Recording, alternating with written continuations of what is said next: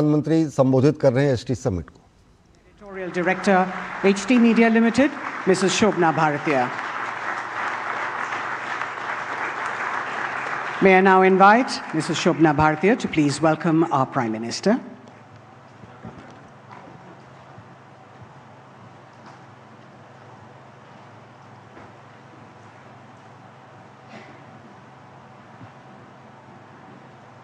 माननीय प्रधानमंत्री जी, 23वीं Hindustan times leadership summit में आपका स्वागत करते हुए मैं बेहद गर्व और प्रसन्नता का अनुभव कर रही हूँ।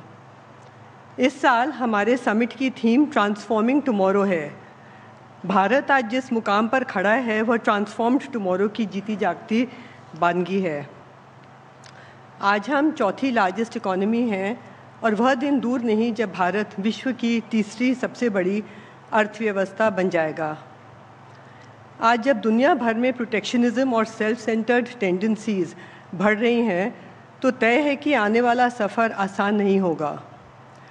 भविष्य की चुनौतियों पर जीत के लिए कड़ी मेहनत ज़रूरी है, लेकिन यह भी इम्पॉर्टेंट है कि हम हमारे अचीवमेंट्स को भी सेलिब्रेट करें। सिर्फ 2 दशक पहले लोग AI का नाम भी नहीं जानते थे। भारत तब माइक्रोचिप्स नहीं सिर्फ आलू के चिप्स बनाता था। उन दिनों इम्पोर्टेड मोबाइल फ़ोन और क्रेडिट कार्ड सिर्फ बड़े लोगों के पास होते थे। वह जैम ट्रिनिटी का नहीं, कैश इज़ किंग का ज़माना था। 2025 के भारत ने पूरी दुनिया को UPI जैसा फिनटेक गेम चेंजर दिया है। आज हम माइक्रोचिप्स से लेकर मिसाइल्स तक बना रहे हैं। अब भारत इंटरनेशनल कॉल सेंटर्स के साथ ग्लोबल कैपेबिलिटी सेंटर्स का भी हब बन गया है। हमारी 50% इलेक्ट्रिसिटी नॉन फॉसिल सोर्सेज से आती है। भारत ने ये लक्ष्य 2030 की डेडलाइन से 5 साल पहले ही हासिल कर लिया है। यह क्लाइमेट चेंज और एनर्जी सिक्योरिटी दोनों मोर्चों पर एक बड़ी उपलब्धि है। 1999 के कारगिल युद्ध में हमारी विजय हुई, लेकिन इस अनुभव ने डिफेंस सेक्टर में कई गैप्स भी पिन पॉइंट किए। ऑपरेशन सिंदूर में हमारी सेना ने फिर से आतंकवाद को मुंहतोड़ जवाब दिया है और जंग में जीत हासिल की है। यह सुकून की बात है कि आज सेना के साथ हमारी डिफेंस इंडस्ट्री भी पहले से ज़्यादा मजबूत है। पिछले 10 सालों में इनका प्रोडक्शन 46,000 करोड़ रुपए से बढ़कर 1,51,000 करोड़ रुपए हो गया है।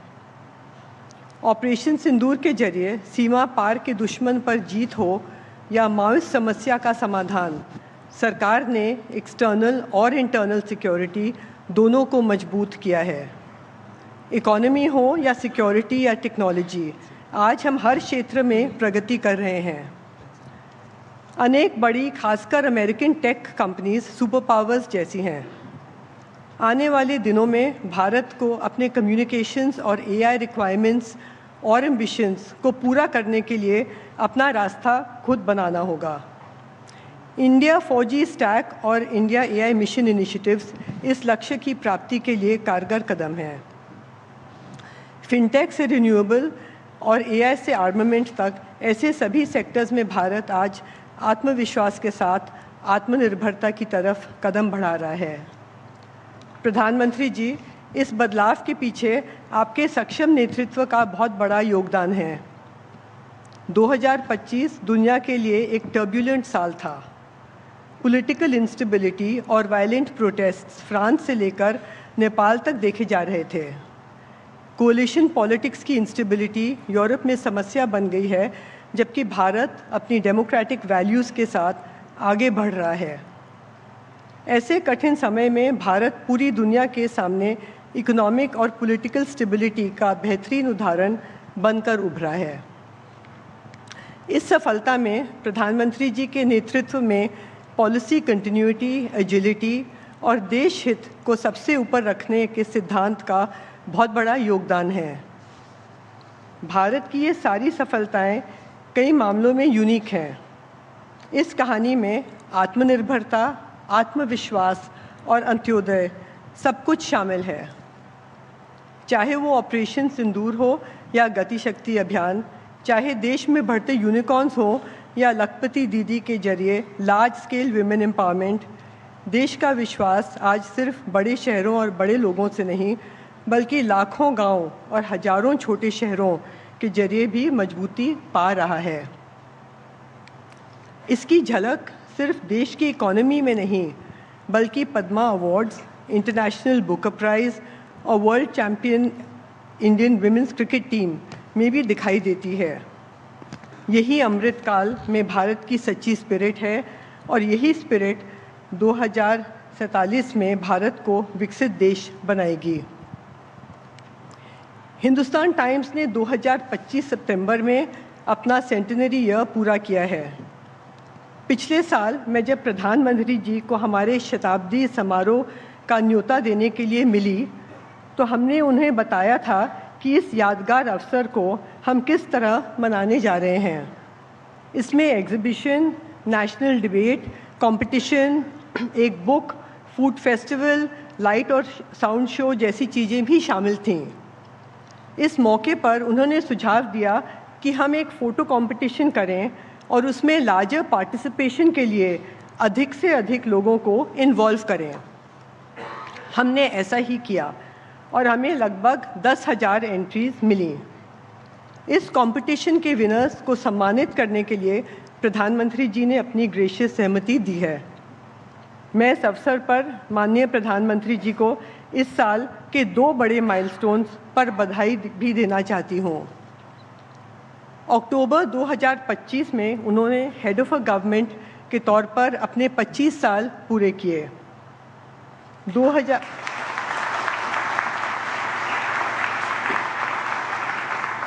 2001 से 2014 तक गुजरात के मुख्यमंत्री के तौर पर और 2014 से भारत के प्रधानमंत्री के रूप में। 17 सितंबर को उन्होंने अपना 75वां जन्मदिन मनाया है।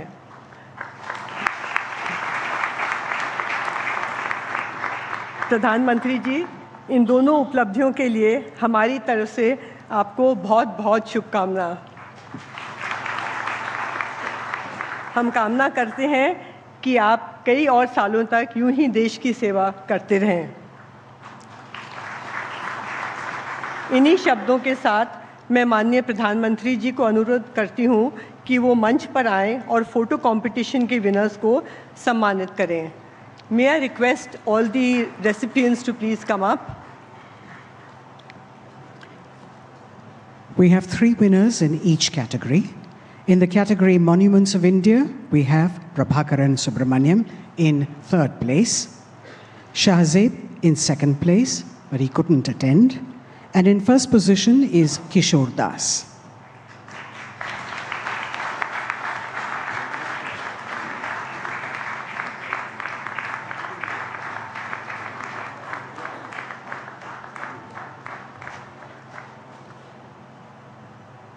For Communities of India, in 3rd place we have Ankur Tambre, 2nd place Udayan Jordar, and in 1st place we have Ranjit Oberoi.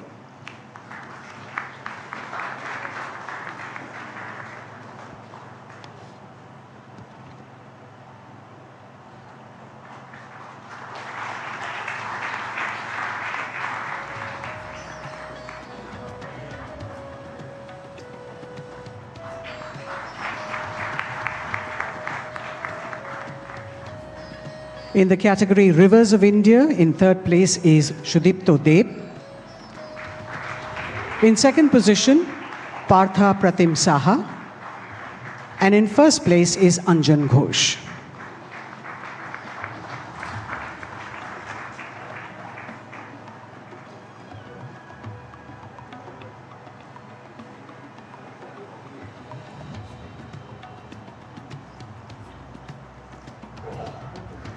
In the 4th category, Borders of India. In 3rd place, we have Rahul Singhi. 2nd place, we have Mukesh Chandra Yadav. And coming first is Debraj Das.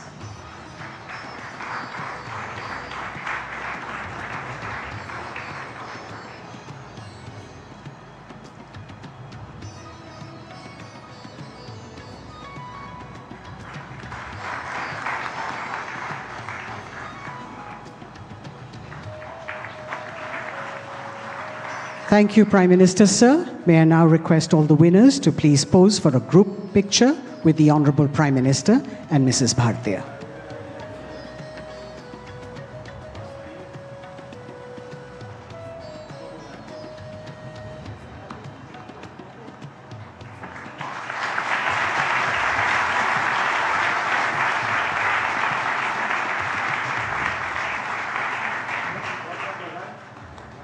May I request all the winners to kindly step down?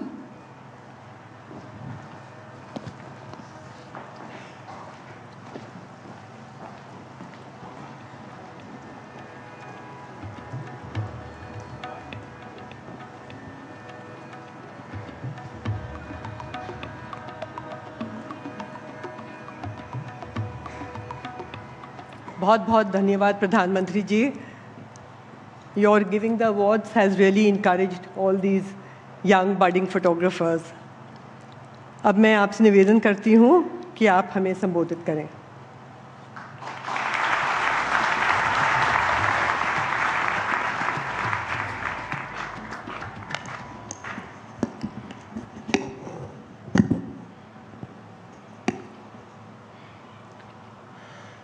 आप सभी को नमस्कार.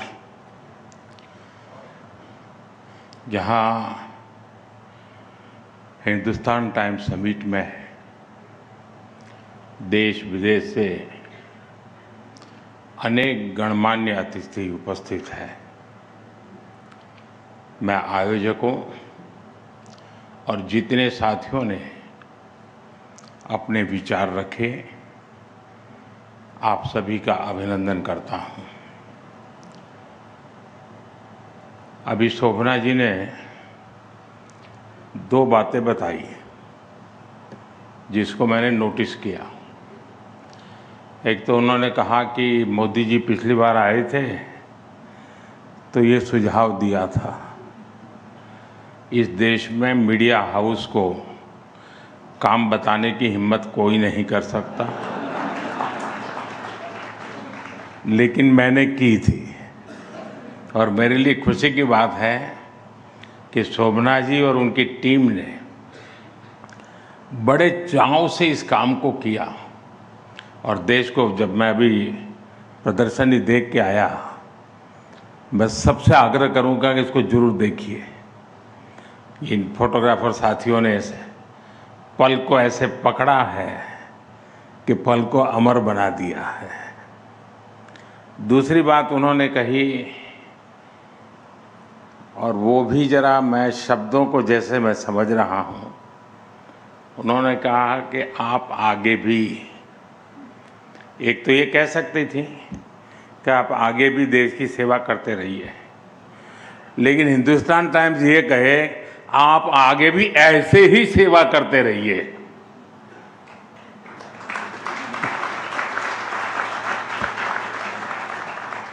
तो मैं इसके लिए भी विशेष रूप से आभार व्यक्त करता हूँ.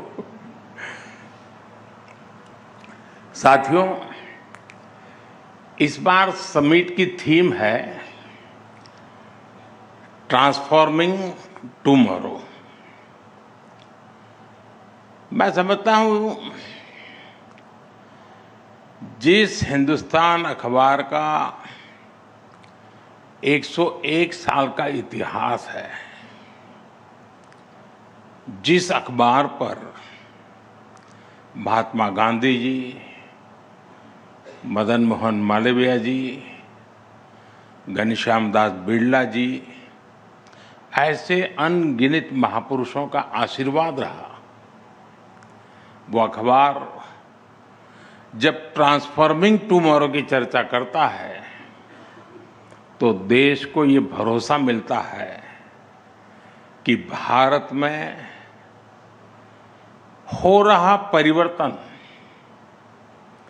केवल संभावनाओं की बात नहीं है, बल्कि ये बदलते हुए जीवन, बदलती हुई सोच और बदलती हुई दिशा की सच्ची गाथा है. साथियों, आज हमारे संविधान के मुख्य शिल्पी डॉक्टर बाबा साहब आम्बेडकर जी का महापरिनिर्वाण दिवस भी है। मैं सभी भारतीयों की तरफ से उन्हें श्रद्धांजलि अर्पित करता हूं। फ्रेंड्स, आज हम उस मुकाम पर खड़े हैं जब 21वीं सदी का 1/4 हिस्सा बीत चुका है। इन 25 सालों में दुनिया ने कई उतार चढ़ाव देखे हैं। फाइनेंशियल क्राइसिस देखी है, ग्लोबल पैंडेमिक देखी है, टेक्नोलॉजी से जुड़े डिसरप्शन देखे हैं। हमने बिखरती हुई दुनिया भी देखी है, वॉर्स भी देख रहे हैं। ये सारी स्थितियां किसी न किसी रूप में दुनिया को चैलेंज कर रही है। आज दुनिया अनिश्चितताओं से भरी हुई है, लेकिन अनिश्चितताओं से भरे इस दौर में हमारा भारत एक अलग ही लीग में दिख रहा है। भारत आत्मविश्वास से भरा हुआ है।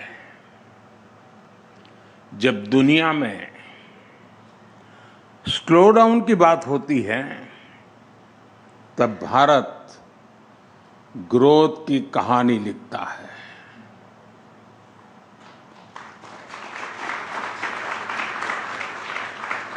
जब दुनिया में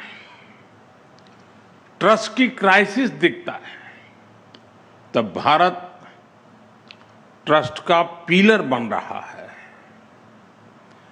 जब दुनिया फ्रेगमेंटेशन की तरफ जा रही है, तब भारत ब्रिज बिल्डर बन रहा है। साथियों, अभी कुछ दिन पहले भारत में Q2 के जीडीपी फिगर्स आए हैं। 8% से ज्यादा की ग्रोथ रेट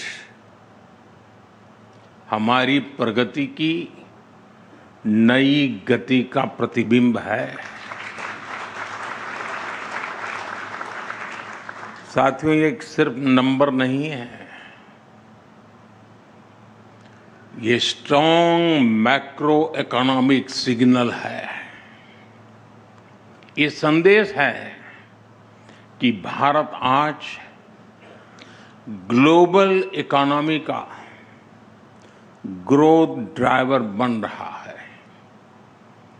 और हमारे ये आंकड़े तब है जब ग्लोबल ग्रोथ 3% के आसपास है।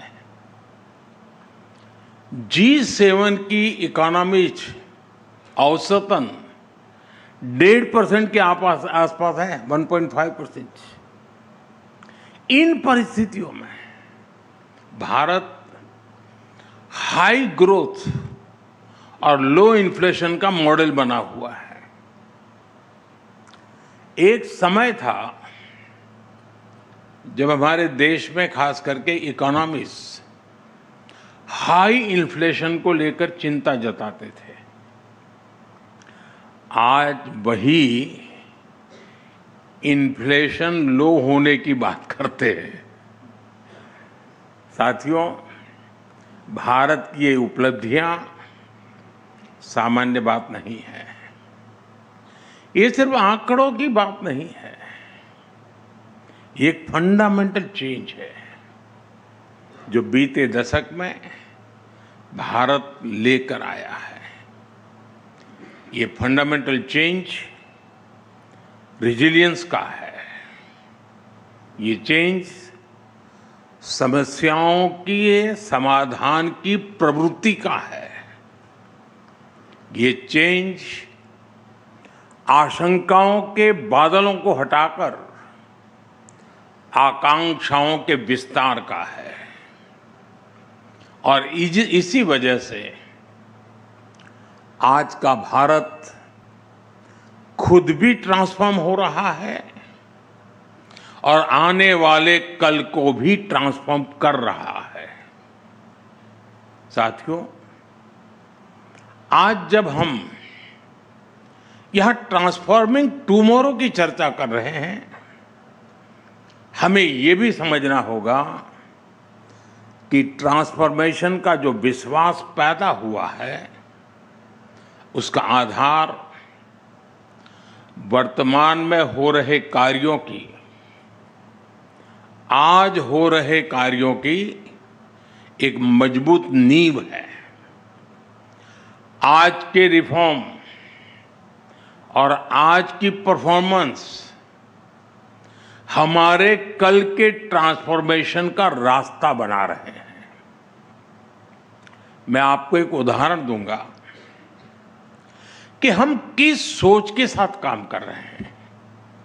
साथियों, आप भी जानते हैं कि भारत के सामर्थ्य का एक बड़ा हिस्सा एक लंबे समय तक अनटैप रहा है। जब देश के इस अनटैप पोटेंशियल को ज्यादा से ज्यादा अवसर मिलेंगे, जब वह पूरी ऊर्जा के साथ बिना किसी रुकावट के देश के विकास में भागीदार बनेंगे, तो देश का कायाकल्प होना तय है। आप सोचिए, हमारा पूर्वी भारत, हमारा नॉर्थ ईस्ट, हमारे गांव, हमारे टियर 2 और टियर 3 सिटीज, हमारे देश की नारी शक्ति, भारत की इनोवेटिव यूथ पावर, भारत की सामुद्रिक शक्ति, ब्लू इकोनॉमी, भारत का स्पेस सेक्टर, कितना कुछ है जिसके फुल पोटेंशियल का इस्तेमाल पहले के दशकों में हो ही नहीं पाया। अब आज भारत इन अनटैप पोटेंशियल को टैप करने के विजन के साथ आगे बढ़ रहा है। आज पूर्वी भारत में आधुनिक इंफ्रास्ट्रक्चर, कनेक्टिविटी और इंडस्ट्री पर अभूतपूर्व निवेश हो रहा है। आज हमारे गांव, हमारे छोटे शहर भी आधुनिक सुविधाओं से लैस हो रहे हैं। हमारे छोटे शहर स्टार्टअप्स और एमएसएमईज के नए केंद्र बन रहे हैं। हमारे गांवों में किसान एफपीओ बनाकर सीधे मार्केट से जुड़े, और कुछ तो एफपीओ ग्लोबल मार्केट से जुड़ रहे हैं। साथियों, भारत की नारी शक्ति तो आज कमाल कर रही है। हमारी बेटियां आज हर फील्ड में छा रही हैं। ये ट्रांसफॉर्मेशन अब सिर्फ महिला सशक्तिकरण तक सीमित नहीं है। इस समाज की सोच और सामर्थ्य दोनों को ट्रांसफॉर्म कर रहा है। साथियों, जब नए अवसर बनते हैं, जब रुकावटें हटती हैं, तो आसमान में उड़ने के लिए नए पंख भी लग जाते हैं। इसका एक उदाहरण भारत का स्पेस सेक्टर भी है। पहले स्पेस सेक्टर सरकारी नियंत्रण में ही था, लेकिन हमने स्पेस सेक्टर में रिफॉर्म किया, उसे प्राइवेट सेक्टर के लिए ओपन किया, और इसके नतीजे आज देश देख रहा है। अभी 10-11 दिन पहले मैंने हैदराबाद में स्काई रूट के इन्फिनिटी कैंपस का उद्घाटन किया। स्काई रूट भारत की प्राइवेट स्पेस कंपनी है। ये कंपनी हर महीने एक रॉकेट बनाने की क्षमता पर काम कर रही है। ये कंपनी फ्लाइट रेडी विक्रम-1 बना रही है। सरकार ने प्लेटफॉर्म दिया और भारत का नौजवान उस पर नया भविष्य बना रहा है। और यही तो असली ट्रांसफॉर्मेशन है। साथियों, भारत में आए एक और बदलाव की चर्चा मैं यहां करना जरूरी समझता हूं।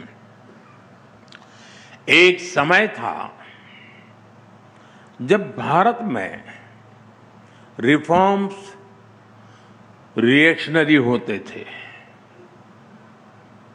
यानी बड़े निर्णयों के पीछे या तो कोई राजनीतिक स्वार्थ होता था या फिर किसी क्राइसिस को मैनेज करना होता था। लेकिन आज नेशनल गोल्स को देखते हुए रिफॉर्म्स होते हैं, टारगेट तय है। आप देखिए, देश के हर सेक्टर में कुछ न कुछ बेहतर हो रहा है। हमारी गति कांस्टेंट है, हमारी डायरेक्शन कंसिस्टेंट है और हमारा इंटेंट नेशन फर्स्ट का है। 2025 का तो ये पूरा साल ऐसे ही रिफॉर्म्स का साल रहा है। सबसे बड़ा रिफॉर्म नेक्स्ट जनरेशन जीएसटी का था। और इन रिफॉर्म्स का असर क्या हुआ, वो सारे देश ने देखा है। इसी साल डायरेक्ट टैक्स सिस्टम में भी बहुत बड़ा रिफॉर्म हुआ है। 12 लाख रुपए तक की इनकम पर जीरो टैक्स एक ऐसा कदम रहा जिसके बारे में एक दशक पहले तक सोचना भी असंभव था। साथियों, रिफॉर्म के इसी सिलसिले को आगे बढ़ाते हुए अभी 3-4 दिन पहले ही स्मॉल कंपनी की डेफिनेशन में बदलाव किया गया है। इससे हजारों कंपनियां अब आसान नियमों, तेज प्रक्रियाओं और बेहतर सुविधाओं के दायरे में आ गई है। हमने करीब 200 प्रोडक्ट कैटेगरीज को मैंडेटरी क्वालिटी कंट्रोल ऑर्डर से बाहर भी कर दिया गया है। साथियों, आज के भारत की यह यात्रा सिर्फ विकास की नहीं है, ये सोच में बदलाव की भी यात्रा है। ये मनोवैज्ञानिक पुनर्जागरण, साइकोलॉजिकल रेनेसां की भी यात्रा है। आप भी जानते हैं, कोई भी देश बिना आत्मविश्वास के आगे नहीं बढ़ सकता। दुर्भाग्य से लंबी गुलामी ने भारत के इसी आत्मविश्वास को हिला दिया था और इसकी वजह थी गुलामी की मानसिकता। गुलामी की ये मानसिकता विकसित भारत के लक्ष्य की प्राप्ति में एक बहुत बड़ी रुकावट है और इसलिए आज का भारत गुलामी की मानसिकता से मुक्ति पाने के लिए काम कर रहा है। साथियों, अंग्रेजों को अच्छी तरह से पता था कि भारत पर लंबे समय तक राज करना है तो उन्हें भारतीयों से उनके आत्मविश्वास को छीनना होगा। भारतीयों में हीन भावना का संचार करना होगा और उस दौर में अंग्रेजों ने यही किया भी। इसलिए भारतीय पारिवारिक संरचना को दकियानुसी बताया गया, भारतीय पोशाक को अनप्रोफेशनल करार दिया गया, भारतीय त्योहार संस्कृति को इरेशनल कहा गया, योग आयुर्वेद को अनसाइंटिफिक बता दिया गया, भारतीय आविष्कारों का उपहास उड़ाया गया और ये बातें कई कई दशकों तक लगातार दोहराई गई। पीढ़ी दर पीढ़ी ये चलता गया, वही पढ़ा वही पढ़ाया गया और ऐसे ही भारतीयों का आत्मविश्वास चकनाचूर हो गया। साथियों, गुलामी की इस मानसिकता का कितना व्यापक असर हुआ है, मैं उसका कुछ उदाहरण आपको देना चाहता हूं। आज भारत दुनिया की सबसे तेजी से ग्रो करने वाली मेजर इकोनॉमी है। कोई भारत को ग्लोबल ग्रोथ इंजन बताता है, कोई ग्लोबल पावर हाउस कहता है। एक से बढ़कर एक बातें आज हो रही हैं। लेकिन साथियों, आज भारत की जो तेज ग्रोथ हो रही है, क्या कहीं पर आपने पढ़ा, क्या कहीं पर आपने सुना, इसको कोई हिंदू रेट ऑफ ग्रोथ कहता है क्या? दुनिया की तेज इकोनॉमी, तेज ग्रोथ कोई कहता है क्या? हिंदू रेट ऑफ ग्रोथ कब कहा गया? जब भारत 2-3% की ग्रोथ के लिए तरस गया था। आपको क्या लगता है, किसी देश की इकोनॉमिक ग्रोथ को उसमें रहने वाले लोगों की आस्था से जोड़ना, उनकी पहचान से जोड़ना,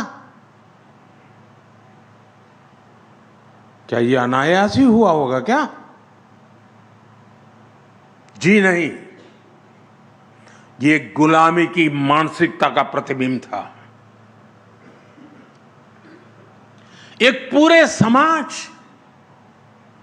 एक पूरी परंपरा को अनप्रोडक्टिविटी का, गरीबी का पर्याय बना दिया गया। यानी ये सिद्ध करने का प्रयास किया गया कि भारत की धीमी विकास दर का कारण हमारी हिंदू सभ्यता और हिंदू संस्कृति है। और हद देखिए, आज जो तथाकथित बुद्धिजीवी हर चीज में, हर बात में सांप्रदायिकता खोजते रहते हैं, उनको हिंदू रेट ऑफ ग्रोथ में सांप्रदायिकता नजर नहीं आई। ये टर्म उनके दौर में किताबों का, रिसर्च पेपर्स का हिस्सा बना दिया गया। साथियों, गुलामी की मानसिकता ने भारत में मैन्युफैक्चरिंग इकोसिस्टम को कैसे तबाह कर दिया और हम इसको कैसे रिवाइव कर रहे हैं, मैं इसके भी कुछ उदाहरण दूंगा। भारत गुलामी के कालखंड में भी अस्त्र शस्त्र का एक बड़ा निर्माता था। हमारे यहां ऑर्डिनेंस फैक्ट्रीज का एक सशक्त नेटवर्क था। भारत से हथियार निर्यात होते थे। विश्व युद्धों में भी भारत में बने हथियारों का बोलबाला था। लेकिन आजादी के बाद हमारा डिफेंस मैन्युफैक्चरिंग इकोसिस्टम तबाह कर दिया गया। गुलामी की मानसिकता ऐसी हावी हुई कि सरकार में बैठे लोग भारत में बने हथियारों को कमजोर आंकने लगे और इस मानसिकता ने भारत को दुनिया के सबसे बड़े डिफेंस इंपोर्टर्स के रूप में से एक बना दिया। साथियों, गुलामी की मानसिकता ने शिप बिल्डिंग इंडस्ट्री के साथ भी यही किया। भारत सदियों तक शिप बिल्डिंग का एक बड़ा सेंटर था। यहां तक कि 5-6 दशक पहले तक, यानी 50-60 पहले, भारत का 40% ट्रेड भारतीय जहाजों पर होता था। लेकिन गुलामी की मानसिकता ने विदेशी जहाजों को प्राथमिकता देनी शुरू की। नतीजा सबके सामने है। जो देश कभी समुद्री ताकत था, वो अपने 95% व्यापार के लिए विदेशी जहाजों पर निर्भर हो गया है। और इस वजह से आज भारत हर साल करीब $75 बिलियन, यानी लगभग 6 लाख करोड़ रुपए विदेशी शिपिंग कंपनियों को दे रहा है।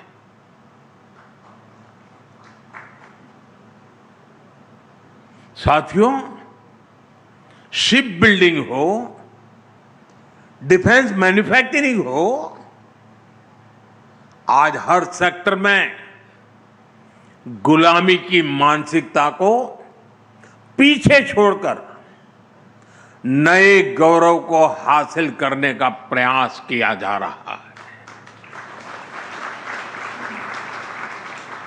साथियों, गुलामी की मानसिकता ने एक बहुत बड़ा नुकसान भारत में गवर्नेंस के अप्रोच को भी किया। लंबे समय तक सरकारी सिस्टम का अपने नागरिकों पर अविश्वास रहा।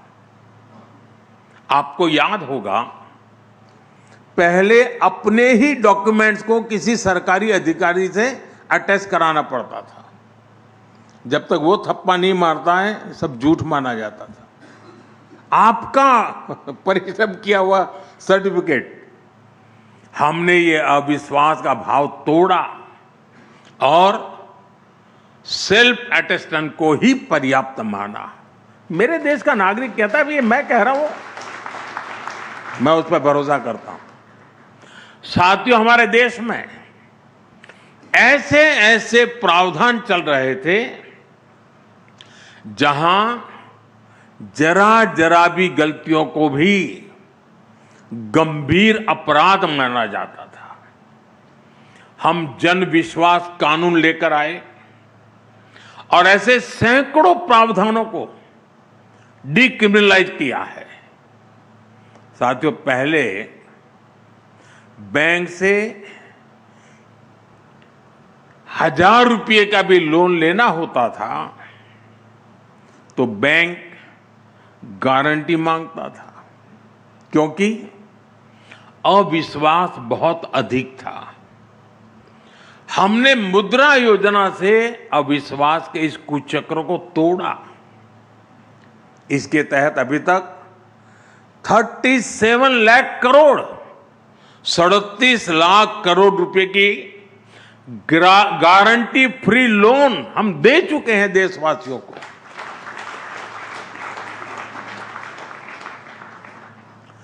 इस पैसे से उन परिवारों के नौजवानों को भी एंटरप्रेन्योर बनने का विश्वास मिला है।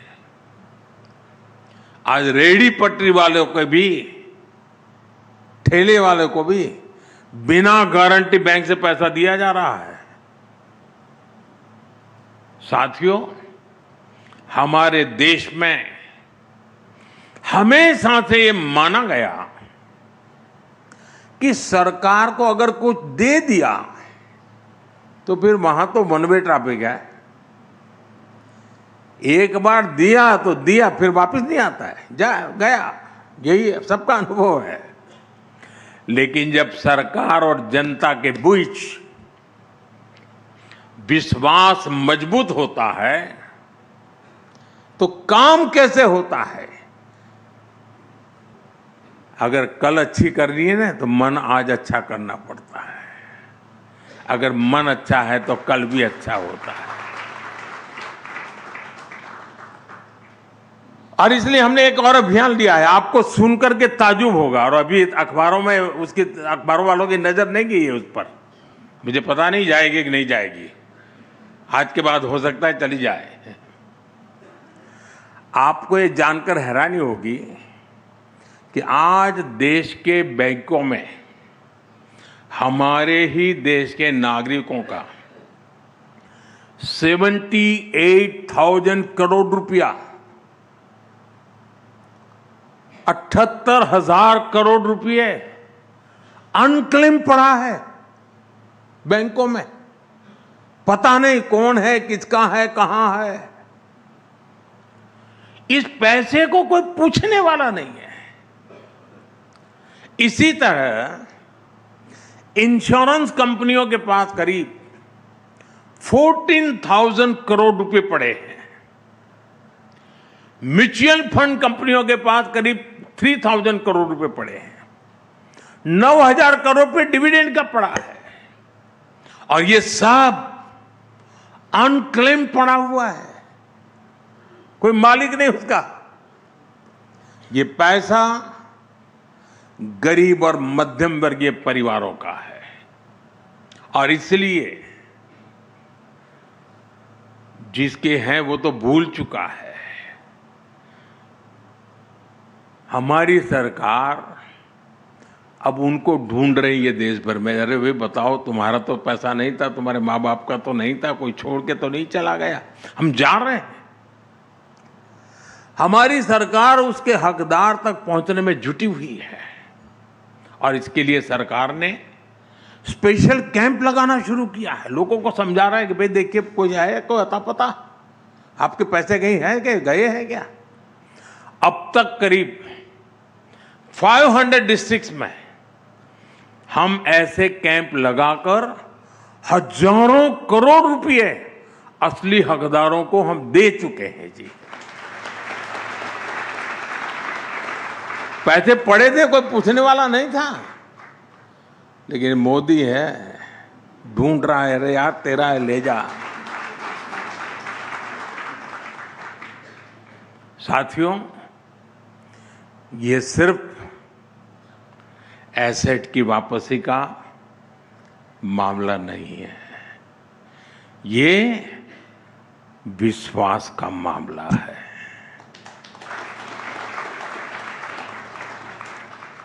ये जनता के विश्वास को निरंतर हासिल करने की प्रतिबद्धता है,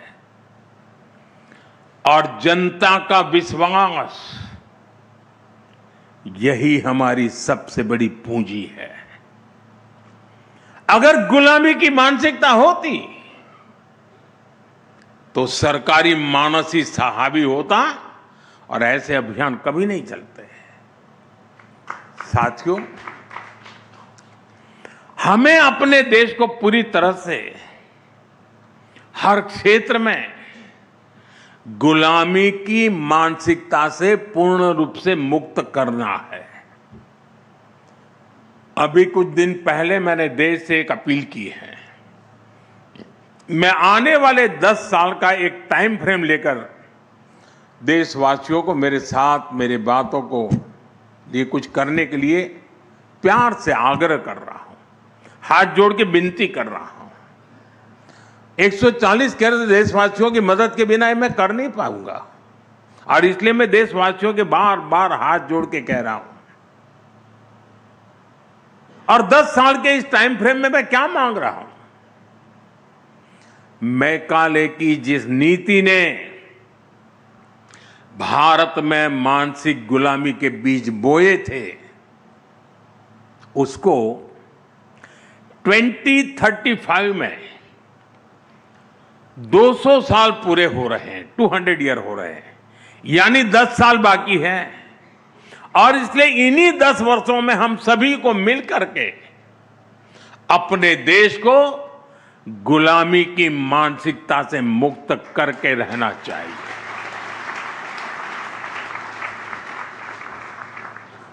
साथियों, मैं अक्सर कहता हूं, हम लीक पकड़कर चलने वाले लोग नहीं हैं। बेहतर कल के लिए हमें अपनी लकीर बड़ी करनी ही होगी। हमें देश की भविष्य की आवश्यकताओं को समझते हुए वर्तमान में उसके हल तलाशने होंगे। आजकल आप देखते हैं कि मैं मेक इन इंडिया और आत्मनिर्भर भारत अभियान पर लगातार चर्चा करता हूं। शोभना जी ने भी अपने भाषण में उसका उल्लेख किया। अगर ऐसे अभियान 4-5 दशक पहले शुरू हो गए होते तो आज भारत की तस्वीर कुछ और होती। लेकिन तब जो सरकारें थी उनकी प्राथमिकताएं कुछ और थी। आपको वो सेमीकंडक्टर वाला किस्सा भी पता ही है। करीब 50-60 साल पहले, 5-6 दशक पहले एक कंपनी भारत में सेमीकंडक्टर प्लांट लगाने के लिए आई थी, लेकिन यहां उसको तवज्जो नहीं दी गई और देश सेमीकंडक्टर मैन्युफैक्चरिंग में इतना पिछड़ गया। साथियों, यही हाल एनर्जी सेक्टर का भी है। आज भारत हर साल करीब 125 लाख करोड़ रुपए का, 125 लाख करोड़ रुपए के पेट्रोल, डीजल, गैस का इंपोर्ट करता है। 125 लाख करोड़ रुपया। हमारे देश में सूर्य भगवान की इतनी बड़ी कृपा है, लेकिन फिर भी 2014 तक भारत में सोलर एनर्जी जनरेशन कैपेसिटी सिर्फ 3 गीगावाट थी, 3 गीगावाट थी। 2014 तक की मैं बात कर रहा हूं, जब तक कि आपने मुझे यहां लाकर के बिठाया नहीं। 3 गीगावाट पिछले 10 वर्षों में अब ये बढ़कर 130 गीगावाट के आसपास पहुंच चुकी है।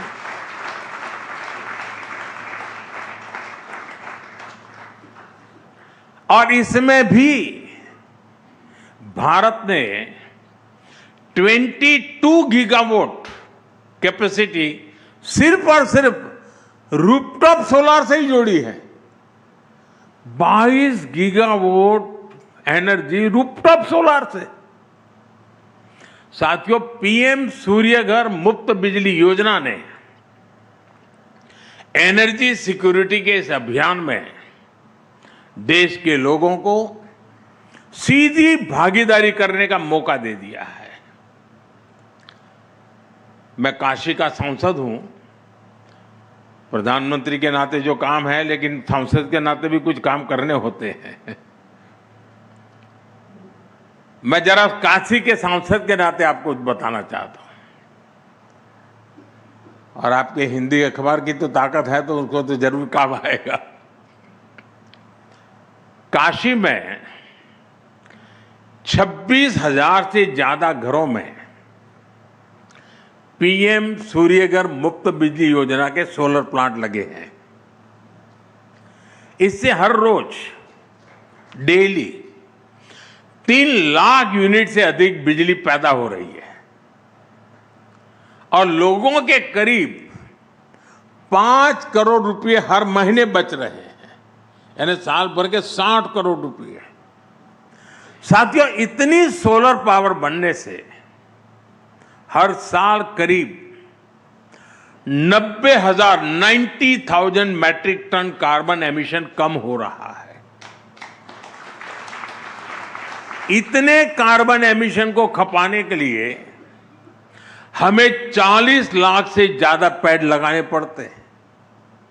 और मैं फिर कहूंगा, ये जो मैंने आंकड़े दिए ना, ये सिर्फ काशी के हैं, बनारस के हैं, मैं देश की बात नहीं बता रहा आपको। आप कल्पना कर सकते हैं कि पीएम सूर्यघर मुफ्त बिजली योजना, ये देश को कितना बड़ा फायदा हो रहा है। आज की एक योजना भविष्य को ट्रांसफॉर्म करने की कितनी ताकत रखती है, ये उसका एग्जाम्पल है।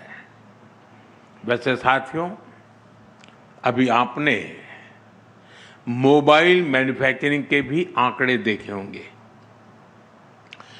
2014 से पहले तक हम अपने जरूरत के 75% मोबाइल फोन इंपोर्ट करते थे, 75%। और अब भारत का मोबाइल फोन से इंपोर्ट लगभग जीरो हो गया है।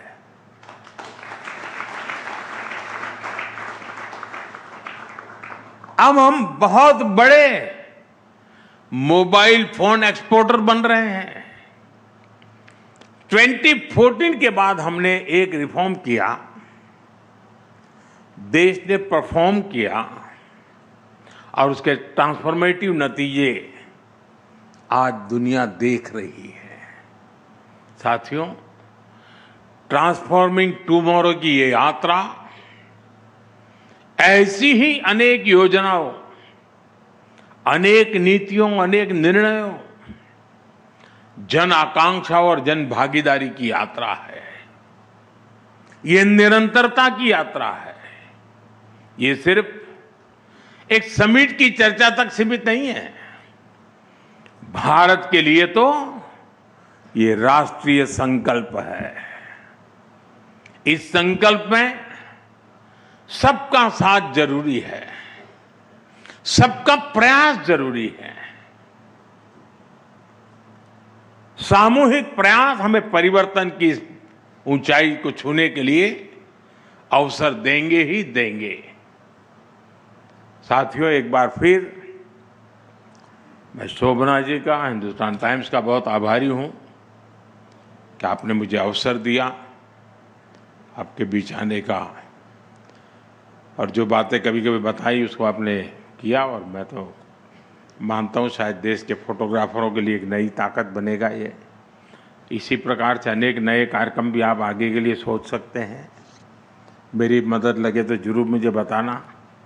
आइडिया देने का मैं कोई रॉयल्टी नहीं लेता हूँ।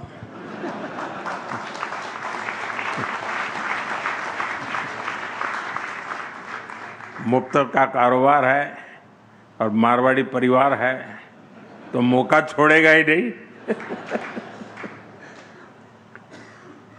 बहुत बहुत धन्यवाद आप सबका। नमस्कार।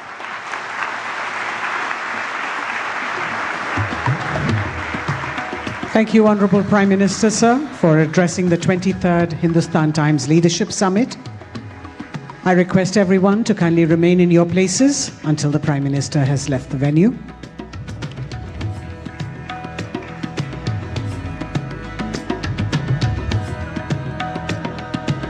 Thank you, ladies and gentlemen, for joining us for the 23rd.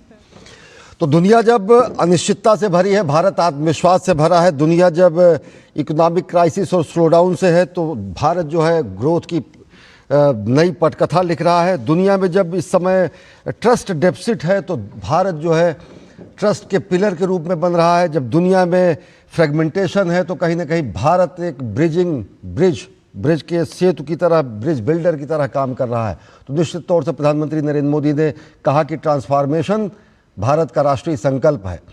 ST summit में प्रधानमंत्री नरेंद्र मोदी ने जो बड़ी बातें कही, उनको हम आपके सामने रूबरू कराते हैं। प्रधानमंत्री ने कहा कि एसटी यानी हिंदुस्तान टाइम्स अखबार का गौरवशाली इतिहास रहा है और 100 वर्षों की ये यात्रा बेहद गौरवपूर्ण रही है। आज का भारत आत्मविश्वास से भरा हुआ है। प्रधानमंत्री नरेंद्र मोदी ने अपने संबोधन में कहा कि दुनिया में जहां अनिश्चितता है, भारत में आज आत्मविश्वास है। प्रधानमंत्री नरेंद्र मोदी ने कहा कि जीडीपी के आंकड़े हमारे विकास की गति को दुनिया के सामने पेश करते हैं। Q2 के जो जीडीपी के आंकड़े थे वो 8% से ज़्यादा रहे हैं। आज का भारत बदल रहा है, और हमारे भविष्य को भी बदल रहा है। प्रधानमंत्री ने कहा कि ट्रांसफॉर्मेशन भारत का राष्ट्रीय संकल्प है। प्रधानमंत्री नरेंद्र मोदी ने कहा कि परिवर्तन का समय से किए जा रहे सुधारों और कार्यों के कारण ये परिवर्तन हो रहा है। परफॉर्म, रिफॉर्म और ट्रांसफॉर्म सरकार की बेहद अहम नीति है। प्रधानमंत्री ने कहा कि अब तक अप्रयुक्त क्षमता को हमने उसका इस्तेमाल किया, अप्रयुक्त क्षमता को उन्मुक्त किया गया, और जब अप्रयुक्त क्षमता को उन्मुक्त किया जाता है तो विकास सुनिश्चित है। अनटैप्ड जो कैपेबिलिटी थी उनको टैप किया गया। भारतीय नारी शक्ति देश के और दुनिया के हर क्षेत्र में अग्रणी भूमिका निभा रही है। प्रधानमंत्री नरेंद्र मोदी ने अपने संबोधन में कहा कि किस तरीके से समाज का हर वर्ग, हर तबका, हर क्षेत्र इस समय देश की विकास गाथा में शामिल है। स्काई रूट इन्फिनिटी कैंपस के उद्घाटन का जिक्र करते हुए प्रधानमंत्री नरेंद्र मोदी ने कहा कि कैंपस देश के स्पेस प्रगति को दर्शाता है। नीतिगत निर्णय लेते हुए अंतरिक्ष क्षेत्र में निवेश को जब प्राइवेट सेक्टर में खोला गया तो उसमें एक बड़ा उदाहरण बनकर ये उभरा है। युवाओं को प्रोत्साहन दिया गया तो युवाओं ने अच्छा करके दिखाया है, और युवा शक्ति का बेहतर इस्तेमाल वर्तमान सरकार ने अपनी नीतियों के जरिए किया है। प्रधानमंत्री ने अपने संबोधन में कहा कि दुनिया भर में भारत की बढ़ती अर्थव्यवस्था की चर्चा हो रही है, और दुनिया देखती है कि किस तरीके से रिफॉर्म, परफॉर्म और ट्रांसफॉर्म, रिफॉर्म सरकार ने किए, परफॉर्म देश में किया, और ट्रांसफॉर्मेशन दुनिया देख रही है। सोलर एनर्जी और स्पेस को बड़ी उपलब्धि बताते हुए, जिक्र करते हुए, उदाहरण देते हुए प्रधानमंत्री ने कहा कि भारत की अब सोलर एनर्जी की क्षमता 130 गीगावाट है, जो कि 2014 में तकरीबन 3 गीगावाट थी। आज भारत जो है सोलर एनर्जी के इस्तेमाल के और उत्पादन के दृष्टि से बेहद महत्वपूर्ण स्थिति में पहुंच चुका है। देश में जनभागीदारी की बढ़ोतरी में सबका साथ ज़रूरी है, सबका प्रयास ज़रूरी है। केंद्र सरकार का जो नीतिगत निर्णय और मूल मंत्र है, सबका साथ, सबका विकास, सबका विश्वास, सबका प्रयास, तो सबका प्रयास और सबका प्रयास के साथ साथ सबका विकास ज़रूरी है। तो प्रधानमंत्री नरेंद्र मोदी ने कहा कि आज भारत मनोवैज्ञानिक पुनर्जागरण की दिशा में चल रहा है। आज भारत ट्रांसफॉर्मेशन को राष्ट्रीय संकल्प के रूप में लेकर चलता है। सरकार रिफॉर्म कर रही है, देश परफॉर्म कर रहा है, और दुनिया ट्रांसफॉर्मेशन देख रही है। तो बुलेटिन में फिलहाल वक्त एक छोटे से ब्रेक का, देखते रहिए डीडी न्यूज़। कौन है जो जोड़े देश को? विकसित भारत का विकसित भारत। जल्दी टिफिन पैक करो। राजू, मोबाइल छोड़ो। अरे दीदी वो बैंक का नंबर चाहिए, रिफंड ही नहीं आया है।